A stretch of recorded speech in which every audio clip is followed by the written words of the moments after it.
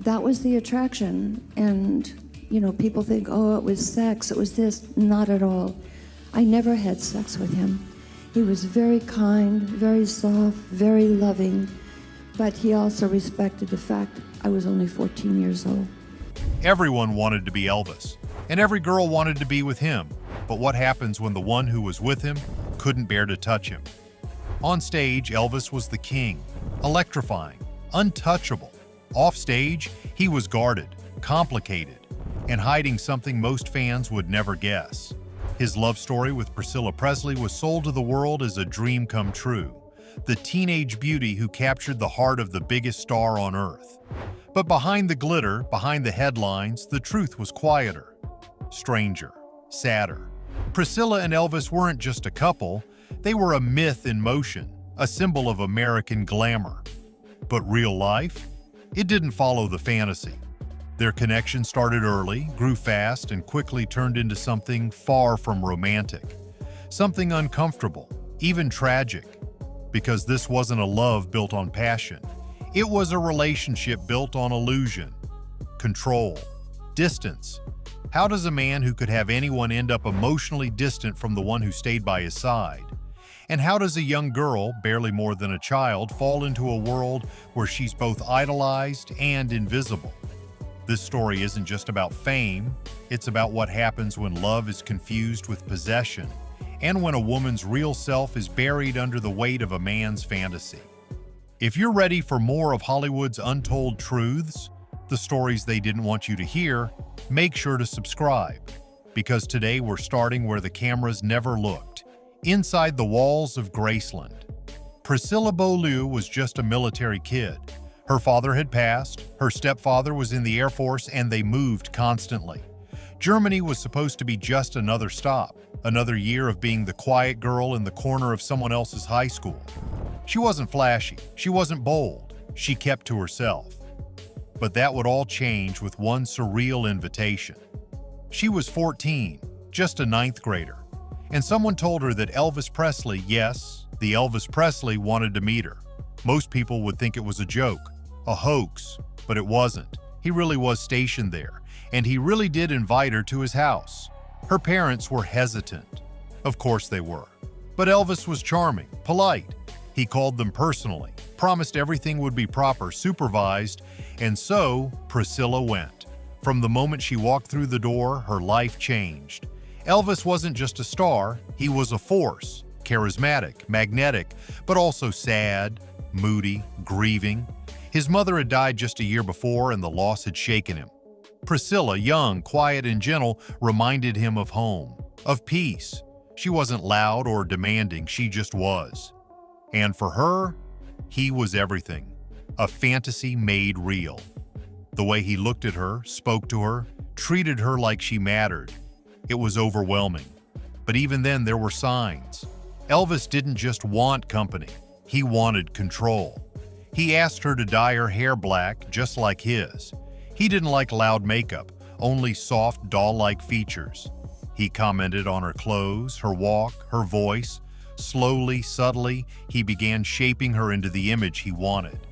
To the outside world, it looked like a dream. But inside, it was something else. He was the king.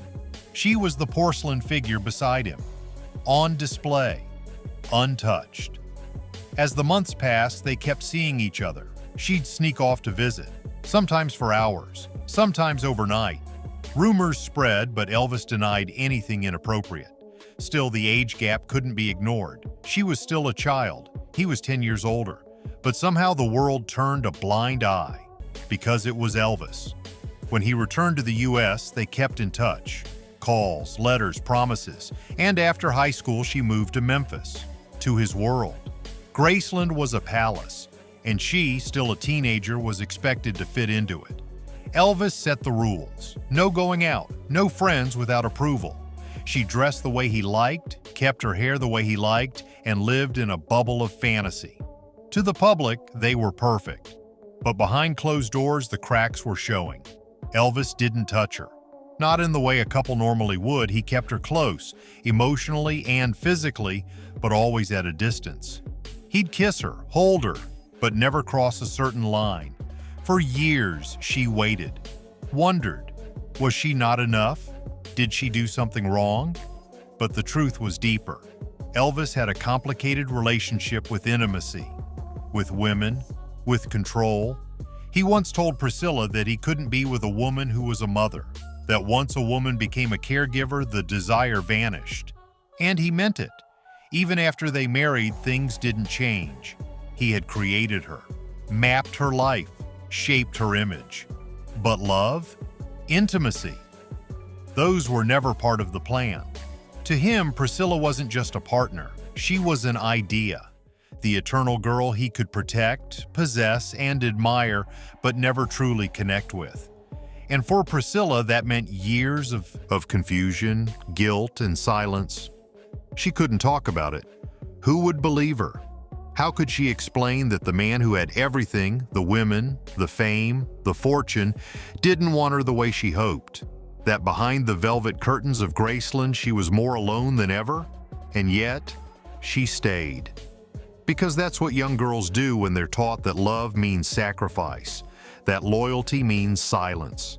She believed in him, loved him, and hoped that someday, somehow, he'd open up, that he'd see her, not as an idea, but as a woman. But that day never came. When Priscilla finally moved into Graceland, it wasn't the dreamy fairy tale she'd imagined. Sure, the mansion was grand and Elvis was still the king of rock and roll, but this wasn't a love story where two people grew together. It was more like a set, a script, and Elvis had already written every line. Priscilla was there to play a part, and that part didn't allow her to speak up, grow up, or act out. From the very beginning, Elvis made it clear this relationship would be on his terms. Nothing was left to chance, and certainly not to Priscilla's own desires. Her wardrobe, he chose what she wore, favoring modest feminine outfits that matched his vision. Her makeup, he directed every detail, down to how much eyeliner she could apply. The people she saw, the friends she kept. Only if he approved, and when she expressed even the smallest sign of independence, whether it was an opinion, a request, or simply wanting a bit of space, it was quietly but firmly dismissed. Priscilla wasn't a partner in the traditional sense. She was being shaped into a symbol. Not of herself, but of him, his perfect woman. A reflection of an ideal that had nothing to do with who she really was. She became what he wanted the public to see. Flawless, poised, untouched. A living doll, displayed in luxury, admired by millions, but with no control of her own. Beautiful, yes, but silent. Adored, but controlled. She was 17 when she moved in, a teenager trying to find herself. But instead of discovering who she was, she disappeared into his world. Elvis was always surrounded by people, his entourage, his friends, his fans, but Priscilla, she wasn't allowed the same. Her life narrowed, her circle shrank, and soon the only person she ever really saw was Elvis himself. What's even more complicated is how he idolized her innocence. He didn't just want someone to love, he wanted someone to preserve, someone untouched by the world, and that meant distance, emotionally, physically. Even after they got married, intimacy didn't flow naturally. There was a wall, one she couldn't name but constantly felt pressed against. There's one quote from Priscilla that people still bring up. She said, "Elvis told me he could never be intimate with a woman who was a mother." That sentence hits like a hammer. Because it wasn't about love, it was about image. To Elvis, once she became a mother, Priscilla stopped being the fantasy. She became real, and real didn't fit into his vision of romance. Psychologists have a name for this kind of dynamic.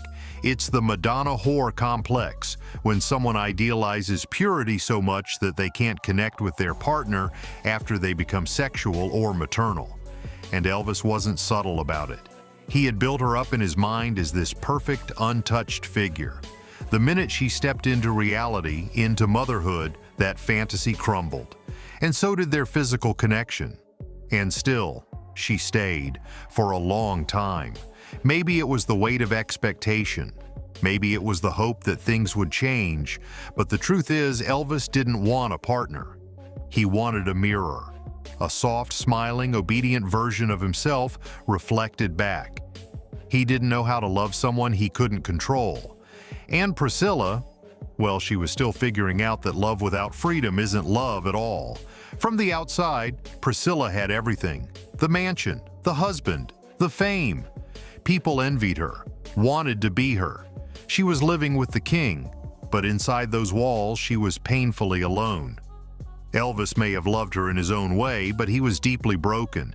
His fame didn't make him happy. It made him paranoid, and the bigger he became, the tighter he clung to control. Control over his music, his image, his world, and especially the people in it. Priscilla was the closest to him, and that meant she carried the full weight of his emotional chaos. He had grown up with deep trauma: the early death of his twin brother, the death of his mother, the crushing force of sudden fame. It was too much, too fast, and he never truly healed. So he covered it with bravado, with women, with pills, with power. He became the myth, the king, and he needed everything around him to protect that illusion. Priscilla became part of that illusion. Always perfect, always silent, always smiling.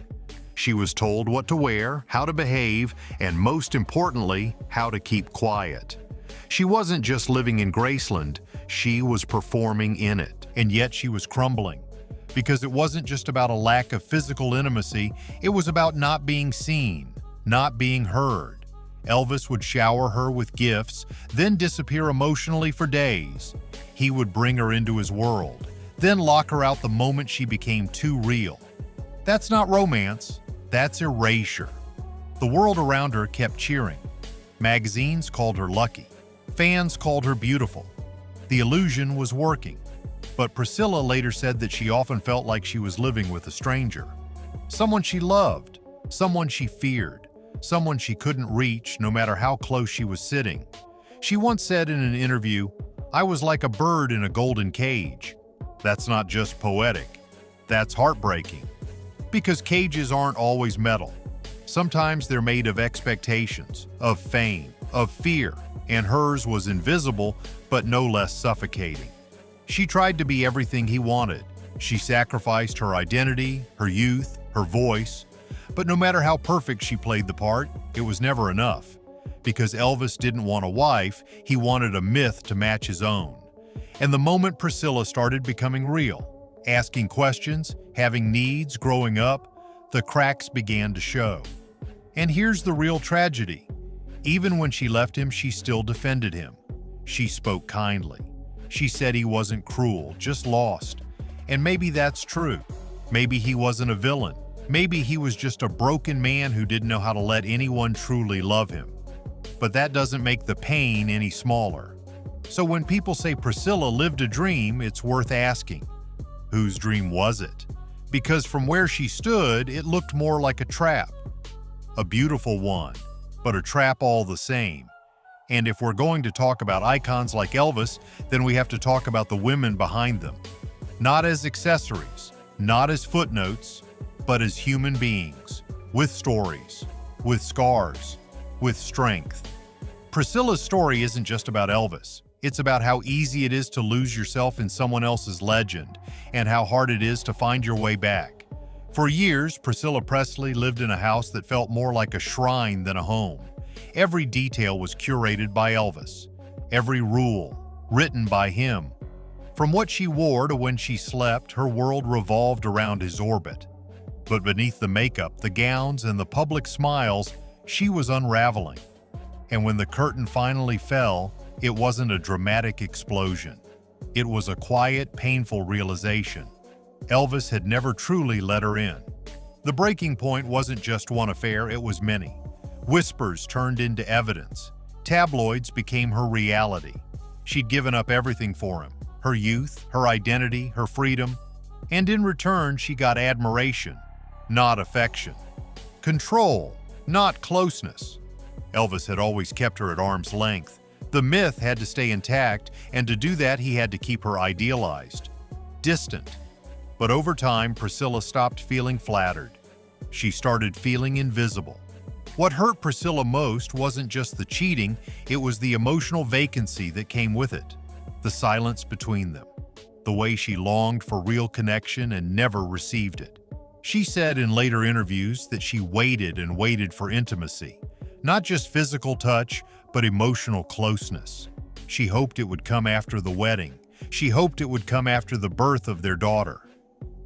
But it never did.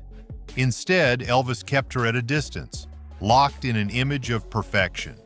He once told her, "I could never be intimate with a woman who was a mother." That sentence stayed with her like a shadow, painful and lingering. She was loved, yes, but not seen, not felt. He admired her like a statue, not a partner. She became the living doll, groomed, protected, displayed, but never truly held, adored yet untouchable. And slowly, heartbreakingly, she faded behind the glass. Still, even as her world sparkled on the outside, Priscilla wrestled with a deep and quiet guilt. Wanting more, needing more, felt selfish. After all, she had everything others envied: Graceland's gates, global fame, and the love of the most iconic man on the planet. But behind those gates, she was losing something far more precious: herself. She couldn't be spontaneous without judgment. She couldn't cry without being questioned. She couldn't laugh too loud, dress too boldly, or speak too freely. Slowly, the walls closed in. Eventually, she couldn't breathe. The guilt she felt for wanting a life of her own twisted into fear. Fear of disappointing him, of ruining the illusion. That fear morphed into shame. And the shame? It crept into every corner of her life. It dimmed her voice, buried her desires, and made her question her worth. The world saw a fairy tale, but inside she was vanishing by the day. Then something happened that would change everything. Priscilla had her own affair. It shocked her, but more than that, it woke her up. She realized she wasn't dead inside. She still had desire, agency, choice. It wasn't about revenge. It wasn't even about love. It was about remembering that she was human, that she could be touched and not just displayed. It wasn't just a secret. It was her soul knocking on the door, begging to be let out. The decision to leave didn't happen overnight. Divorce, especially from someone like Elvis, wasn't simple. But by the early 1970s, Priscilla knew it was over. She was honest. She told him she couldn't live like that anymore. And to his credit, Elvis didn't rage. He wept. They both did.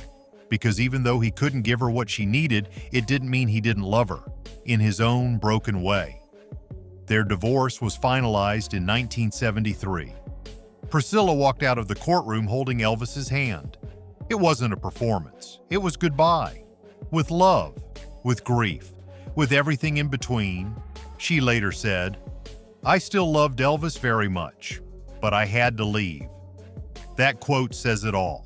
Sometimes love isn't enough, especially when one person is chasing connection and the other is guarding an illusion. And that's the hardest truth of all. Priscilla didn't leave because she stopped loving him. She left because loving him meant losing herself. And the real tragedy? She was ready to make love to him, not just physically, but emotionally, spiritually. But he wouldn't let her. Because to make love, you have to see the other person fully.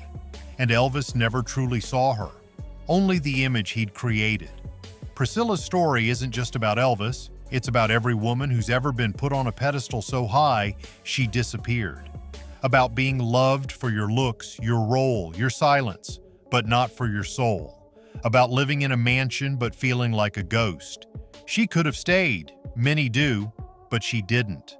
Priscilla walked away from the most powerful man in music. She gave up the security, the spotlight, the myth, and in doing so, she found something deeper. Herself, her voice, her truth. She raised her daughter. She built her own career. She told her story even when it hurt, because sometimes the greatest act of love is letting go. She said it best, without ever needing to explain it all. Sometimes love isn't a spark, it's a mirror, and what Elvis saw in Priscilla, he couldn't face. If you've ever felt unseen in a relationship, if you've ever loved someone who couldn't love you back the way you needed, this story is for you. Tell us your thoughts in the comments, especially if you've lived through something similar. You're not alone. And you don't have to stay in a cage, no matter how beautiful it looks from the outside. Subscribe for more untold truths from vintage Hollywood, the stories no one dared to say out loud until now.